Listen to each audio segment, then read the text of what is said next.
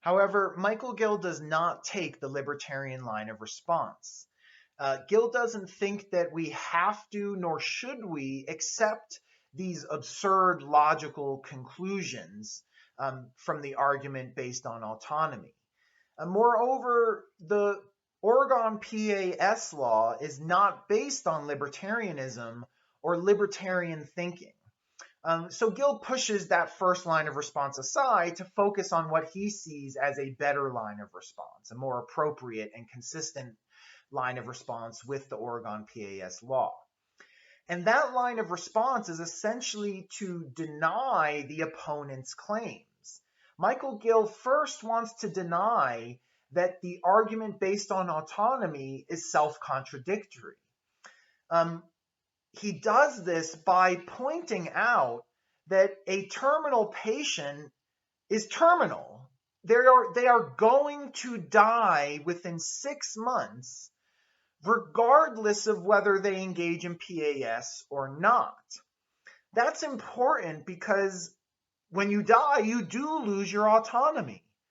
In other words, a terminal patient is going to lose their autonomy, their ability to make autonomous decisions, no matter what, whether it is as a result of their illness or as a result of engaging in PAS. So what Gill is saying is that if a terminal patient is going to lose their autonomy either way, then allowing them to make the autonomous choice to end their own autonomy is actually the best way to respect that patient's autonomy. Either way, they are going to lose that autonomy. Why not let the patient decide for themselves when and how that occurs? Gill provides I think, a very valuable analogy regarding blowing out the flame of a candle.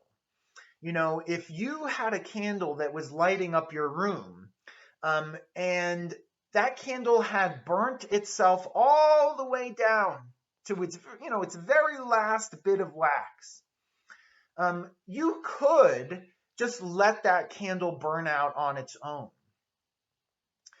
However, if I blew the candle out, you wouldn't think that there was a great loss there, right? In other words, there's a big difference between blowing out a candle that's at the end of its life and blowing out the flame of a candle that's brand new and was just lit and has a long life of light ahead of it. There's a big difference between those two candles and extinguishing the flame on each of them. The candle that's at the end of its life doesn't have much life left. So blowing that flame out is not as much of a loss as if you were blowing out the flame of a brand new candle. Again, this is just to show that a terminal patient is going to lose their autonomy, is going to lose their life any moment, relatively speaking. So it's not as much of a loss to allow that patient to autonomously choose when and how they will die and lose their autonomy.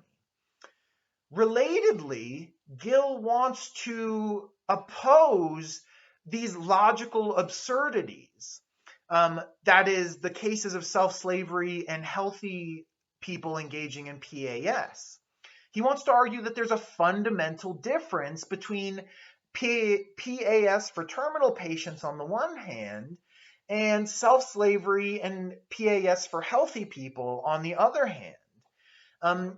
In these two cases, the people involved are giving up a life of autonomy. That is to say, if I did not sell myself into slavery, I would have a full life of autonomous choices ahead of me. Putting myself into slavery diminishes my autonomous abilities.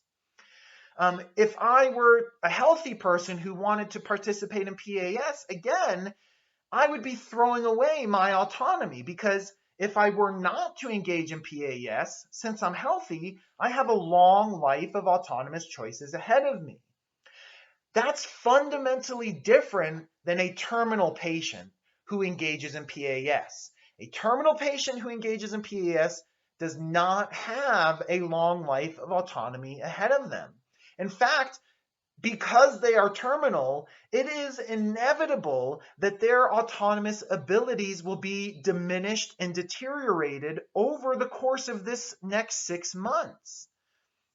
Therefore, you can see that the supporting argument for PAS based on autonomy does not lead to self-contradictions, nor does it lead to logical absurdities. There's a fundamental difference when it comes to a terminal patient engaging in PAS, and that's exactly what the Oregon law allows and requires. It requires the patient to be terminal.